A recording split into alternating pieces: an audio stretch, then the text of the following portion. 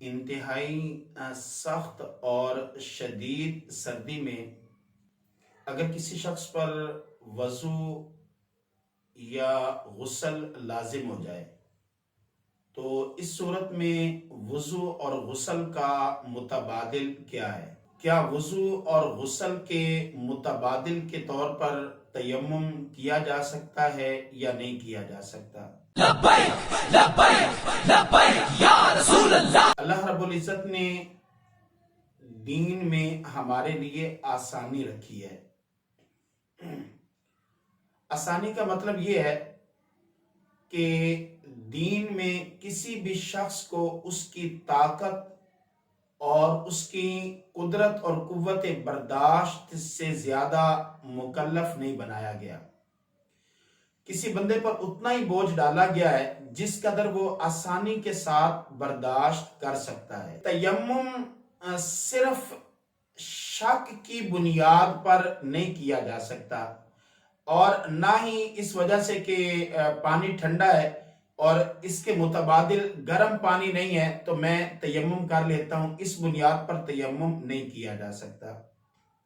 ہاں البتہ تیمم کے لیے جو چیز شرط ہے یا لازمی ہے، وہ ضروری ہے، وہ یہ ہے کہ اگر یہ پانی، یہ جو ٹھنڈا پانی ہے، یہ آپ کو نقصان پہنچاتا ہے، یعنی کہ آپ کا تجربہ ہے کہ آپ نے ٹھنڈے پانی سے وضو کیا یا غسل کیا، آپ بیمار ہو جاتے ہیں، یہ آپ کا تجربہ ہے، یا آپ کو یقینی اندیشہ ہے کہ جس قدر ٹھنڈک ہے، اس ٹھنڈک میں اگر میں نے یہ پانی استعمال کیا وضو کے لیے یا غسل کے لیے تو لازمی طور پہ میں بیمار ہو جاؤں گا، یعنی کہ یا بیمار پہلے ہو چکا ہے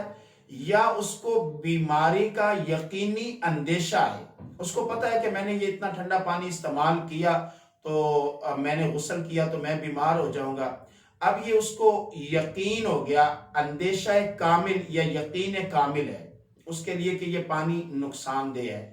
بعض احباب کہتے ہیں کہ جی اگر کوئی حاذق، حکیم، طبیب اور ڈاکٹر اس کو مشورہ دیتا ہے کہ تم نے ٹھنڈے پانی سے نہیں نہانا تو پھر تو بھائی اپنی ذات سے بڑھ کر اپنے لیے کوئی دوسرا ڈاکٹر نہیں ہے۔ ہر بندے کو اپنا پتہ ہوتا ہے کہ کون سی چیز میرے لیے نفع آور ہے اور کون سی چیز میرے لیے نقصان دہ ہے۔ اگر آپ کو پتہ ہے کہ آپ اس پانی سے غسل کریں گے، اتنی ٹھنڈی حالت میں جو پانی ہے، پانی گرم بھی نہیں ہے، گرم ہو بھی نہیں سکتا، اور آپ کے لیے غسل کرنا مناسب بھی نہیں ہے، آپ کو پتہ ہے کہ اس سے بیماری میں اضافہ ہو جائے گا یا آپ کو بیماری لگ جائے گی، آپ بیمار ہو جائیں گے، آپ کے لیے نقصان دہ ہوگا،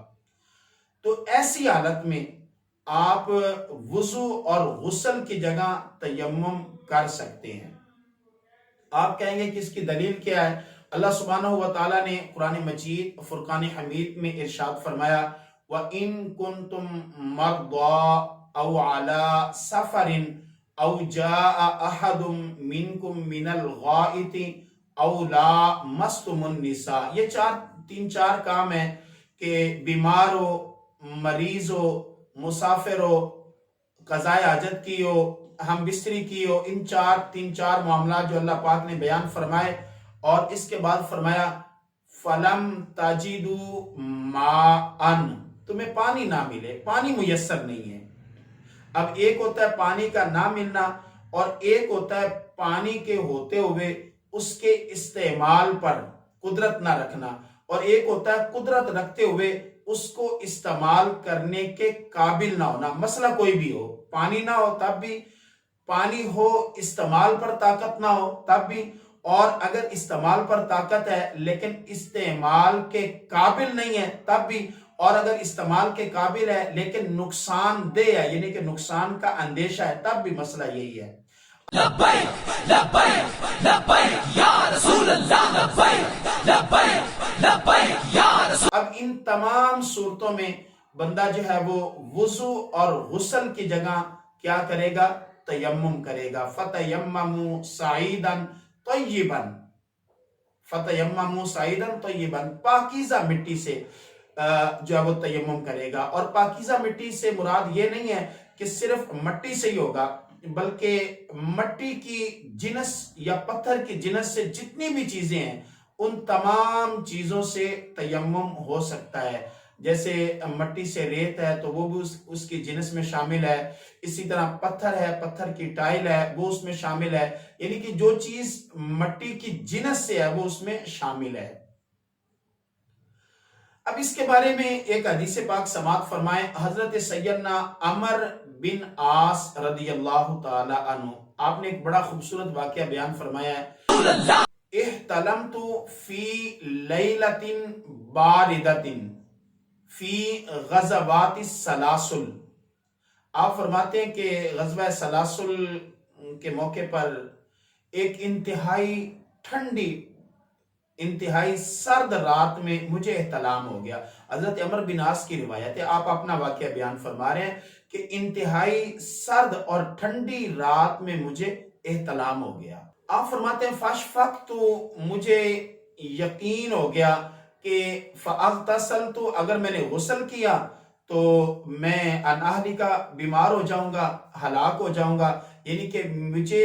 بیمار نہیں تھے لیکن اندیشہ یہ تھا کہ میری بیماری بڑھ جائے گی یا میں بیمار ہو جاؤں گا۔ تو فرماتے ہیں کہ میں نے کیا کیا، فتیممت، میں نے تیمم کر لیا۔ اور صرف بات یہاں پہ ختم نہیں ہوئی بلکہ آپ نے تیمم کیا، اور تیمم کرنے کے بعد ثم صلیت باصحاب الصبح، فرماتے ہیں میں نے فجر کی نماز صحابہ کو پڑھائی، امام بھی بنے، جماعت کروائی۔ احتلام ہوا اور یقین تھا کہ اگر غسل کیا، سرد رات ہے تو میں اس کی وجہ سے کیا ہو جاؤں گا، بیمار ہو جاؤں گا، اور بیماری بڑھ جائے گی، ہلاک ہونے کا اندیشہ ہے، بیماری کے بڑھنے کا اندیشہ ہے۔ فرماتے ہیں میں نے تیمم کیا، اور تیمم کر کے میں نے نماز فجر کی صحابہ کو پڑھا دی۔ اب نماز پڑھائی تو رسول اللہ صلی اللہ تعالیٰ علیہ وسلم کی بارگاہ میں عرض کی، یا رسول اللہ یہ واقعہ میرے ساتھ پیش آیا ہے اور میں نے تیمم کیا ہے تو میں نے جماعت کروا دی ہے۔ آپ نے فرمایا ہاں جی تم نے جماعت بھی کروائی ہے؟ عرض کی یا رسول اللہ جی ہاں میں نے جماعت بھی کروائی ہے، کیونکہ اللہ پاک کا حکم ہے کہ اگر اپنے آپ کو ہلاکت میں نہ ڈالو، تو مجھے پتا ہے کہ میں اگر ٹھنڈے پانی سے نہاتا، وضو کرتا، غسل کرتا تو بیماری میں اضافہ ہو جانا تھا، اس لیے میں نے اپنے آپ کو ہلاکت میں نہیں ڈالا، میں نے تیمم کیا اور جماعت کروا دی۔ تو حدیث پاک میں آتا ہے فضاحی کا رسول اللہ صلی اللہ تعالیٰ علیہ وسلم، اللہ کے رسول حضرت عمر بن لبیک لبیک لبیک یا رسول اللہ، لبیک لبیک لبیک یا رسول اللہ، آس کی یہ بات سن کے مسکرا پڑے، آپ ہنس پڑے۔ وَلَمْ يَقُلْ شَيْئًا، آپ نے کچھ بھی نہ کہا، کیونکہ اگر یہ غلط کام ہوتا تو اس کا تصور ہی نہیں ہے کہ رسول اللہ صلی اللہ تعالیٰ علیہ وسلم کے سامنے جو ہے وہ کوئی بات غلط کہی جائے اور آپ اس کی اصلاح نہ فرمائیں۔ تو اگر یہ ناجائز ہوتا تو لازماً آپ صلی اللہ تعالیٰ علیہ وسلم حکم دیتے کہ خود بھی نماز دوبارہ پڑھو اور لوگوں سے بھی کہو کہ نماز دوبارہ پڑھیں۔ تو امام حجر عسقلانی رحمۃ اللہ تعالیٰ علیہ اس حدیث پاک سے جو نتائج اخذ کرتے ہیں وہ یہ ہیں، آپ فرماتے ہیں کہ تیمم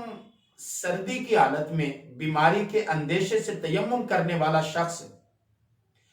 خود بھی نماز پڑھ سکتا ہے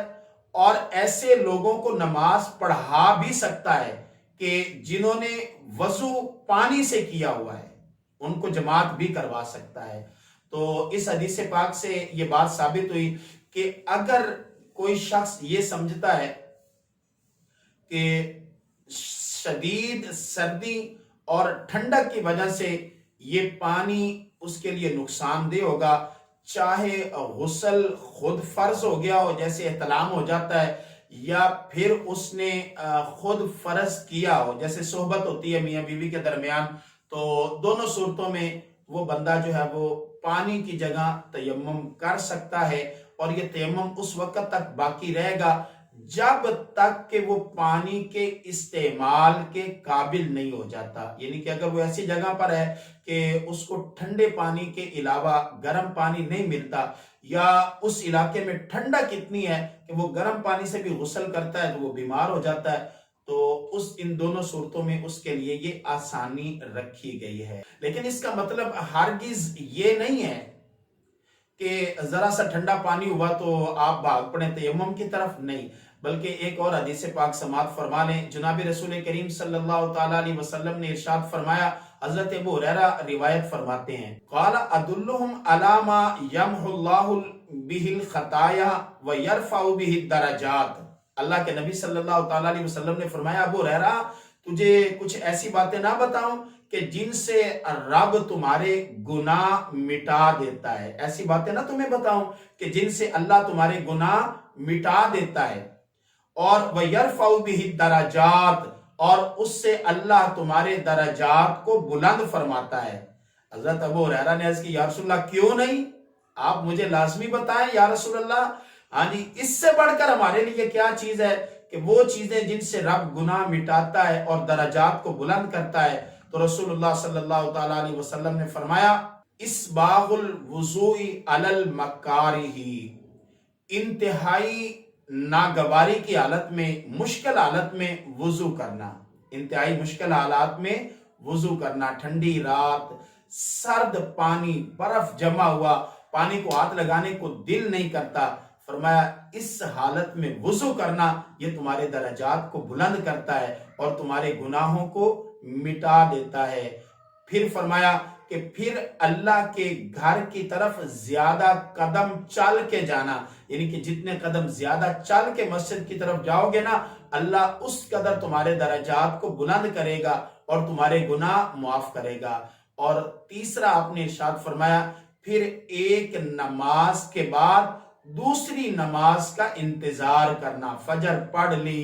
تو ظہر کا انتظار، ظہر پڑھ لی تو عصر کا انتظار، عصر پڑھ لی تو مغرب کا، مغرب پڑھ لی تو عشاء کا، عشاء پڑھ لی تو پھر فجر کا۔ فرمایا ثم الرباط، یہی تو وہ سرحدیں ہیں، اللہ نے سرحدیں بنائی ہیں نیکیوں کی، کہ جن کی وجہ سے اللہ تمہارے گناہ معاف کرتا ہے اور تمہارے درجات کو بلند فرماتا ہے۔ اس کے ساتھ تیمم کا طریقہ سماعت فرما لیں۔ تیمم کوئی مشکل چیز نہیں ہے، تیمم میں بس دو چیزیں ہیں، فَامْسَحُوا بِوُجُوهِكُمْ وَأَيْدِيكُمْ مِنْ۔ تیمم کوئی مشکل چیز نہیں ہے، تیمم انتہائی آسان ہے، صرف دو چیزیں ہیں، فَامْسَحُوا بِوُجُوهِكُمْ وَأَيْدِيكُمْ، ایسے ہاتھ زمین پر مارنے ہیں اور زمین پر مار کے تو دونوں ہاتھ کلائیوں تک، کوہنیوں تک، دونوں ہاتھ کوہنیوں تک ایسے ہاتھ پھیر لینا ہے، دونوں اطراف میں، دائیں بھی اور بائیں بھی۔ اور دوسرا کیا ہے، یہی ہاتھ اپنے چہرے کے اوپر پھیر لینا ہے۔ ضروری نہیں ہے کہ مٹی آپ کے ہاتھ سے لگی ہو، ہاتھ کو جھاڑ کے مٹی جھاڑ لینی ہے، چاہے کسی کچی دیوار کے اوپر، چاہے مٹی کے اوپر، چاہے پتھر کے اوپر، یعنی کہ مٹی کی جنس سے جو بھی چیز ہے اس کے اوپر آپ تیمم کر سکتے ہیں۔ بس یہ دو کام کرنے ہیں، ہاتھ کونیوں تک اور اپنے چہرے کا مسح کرنا ہے، اس سے وضو بھی ہو جائے گا اور اس سے غسل بھی ہو جائے گا۔ نماز جنازہ سے متعلق یہ مسئلہ ذہن نشین فرما لیں، اگر آپ کو پتا ہو کہ وضو کرنے میں آپ لگے رہے اور جنازہ نکل جائے گا، یعنی کہ جماعت ہو جائے گی، تو اس کے لیے آپ کو پانی کے پیچھے نہیں بھاگنا چاہیے، کہ اس قدر بعض اوقات ہوتا ہے، دور دراز پانی ہوتا ہے کہ جس سے جنازہ کی، نماز جنازہ کی جماعت نکلنے کا اندیشہ ہوتا ہے۔ تو اس کے لیے جو ہے وہ آسانی یہ ہے کہ آپ تیمم کر کے تو نماز جنازہ میں شامل ہو سکتے ہیں۔ تیمم کیا ہے کہ مٹی کے اوپر، دیوار کے اوپر یوں کر کے ہاتھ مارا، ہاتھ سے کونیاں جو ہے وہ اپنے ہاتھ دونوں کونیوں تک، اور پھر چہرے کے اوپر ہاتھ مارا، آپ کا وضو ہو گیا، آپ جو ہے وہ نماز جنازہ میں شامل ہو جائیں۔ لیکن ہر نماز کے لیے نہیں ہے، یہ صرف نماز جنازہ کے لیے ہے، کیونکہ وہ ایسی نماز ہے جس کا متبادل نہیں ہے۔ لبیک لبیک لبیک یا رسول اللہ، لبیک لبیک لبیک یا رسول اللہ۔